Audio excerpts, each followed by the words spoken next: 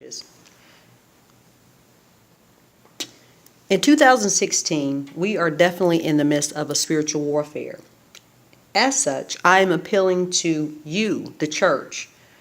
I need your ears, your eyes, and your heart. In 2016, it seems there is more of an emphasis placed on financial increase within the church rather than spiritual wealth or spiritual increase. Of course, most of you will be offended by this statement, but let me ask you. Number one, with the various offerings received from your congregation on a weekly basis, are you recycling a healthy portion of the collection back into your community? If so, how? How often? When? Where? How many members of your congregation are on the verge of homelessness or need reliable transportation to obtain a decent form of employment? Or how many people in your congregation are facing racial and structural discrimination on their job or any other challenges that might affect their everyday functioning?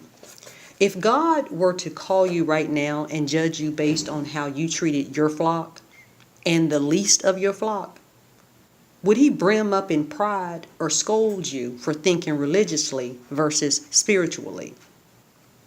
Would your actions reflect the examples of the Pharisees and the Sadducees, or would it reflect the examples of Jesus? Think about it. Have you become consumed with religiosity and theology and forgotten about the calling that brought you into the ministry initially? Have you treated others, even non-members, in the way you would want to be treated? Do you attempt to see the goodness in every person that you encounter? Have you silenced your passion to address the injustices, the inequalities, and the oppression and the social challenges like other ministers such as Martin Luther King Jr. or Nat Turner or even Jeremiah Wright often discuss during their sermons? Or have you become numb, desensitized, and or oblivious to the cries and concerns of the very people you are responsible for? Are you showing God how you are truly thankful and how much love you have for Him in the way you love and care for your brother? Are you spending more of your revenue on the upkeep of your church, i.e. the elevators, the keyless remotes, the motion detectors, etc., versus helping the poor and the needy? There used to be a time in our history when our churches were the cornerstone of our society. We knew that we were not treated as the kings and queens and princesses and princes we were in this society, so we relied on our ministers, our deacons, our bishops and first ladies, and our choirs to remind us that we were somebody, that we were God's children. Because of the churches, our ancestors could continue to be loving and kind and demonstrate other fruits of the Spirit from Galatians, the 5th chapter. Our forefathers and foremothers were forgiving and gracious to the very ones that lynched and whipped and maimed and raped them on a daily basis. Today, our churches are collectively alienating themselves from the very lost souls they are supposed to reach out to in love. Often, our churches are extremely judgmental and critical of the younger generation, which honestly strips our spirits more than white America could ever do. How often have we heard those religious people commenting on the outward appearance of our younger generation? Many have chastised the short skirts, the high heels, the excessive makeup, and the hairstyles, the tight-fitting low-cut tops, and the use of profane language as routine jargon from our young women. They are also condemned by the church for the multiple children born out of wedlock and rely on government assistance to function. No one from the churches takes the initiative and attempts to reach out to these young women to offer support and example. Instead, they call each other and gossip to one another about how bad these kids are today and they have no manners or respect for their elders. Sound familiar? Our young men are criticized for wearing baggy jeans, sagging loose enough to reveal their underwear, having grills in their mouths made of gold and silver and such, and earrings, the big chains and necklaces around their necks, and also using profanity and slang to express themselves. I don't see many deacons or elders or other Christian men going into the hood on a daily basis to reach out to the very males they are snubbing their noses towards. But they would quickly proclaim their love for mankind and claim their salvation. You notice the hypocrisy in the name of God, right?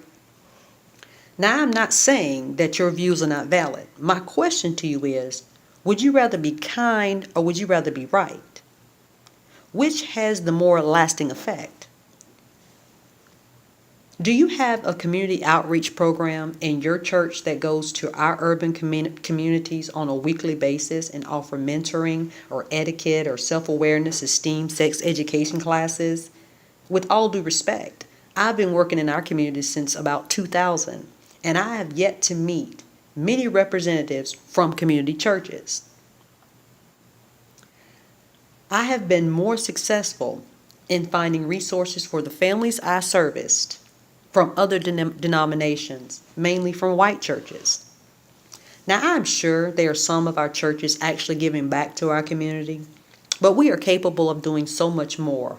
And doesn't God expect us to do much more? For much is given, much is required. It seems that you all expect the government to fix our communities and would rather remain passive and gossip to each other about the challenges with our youth.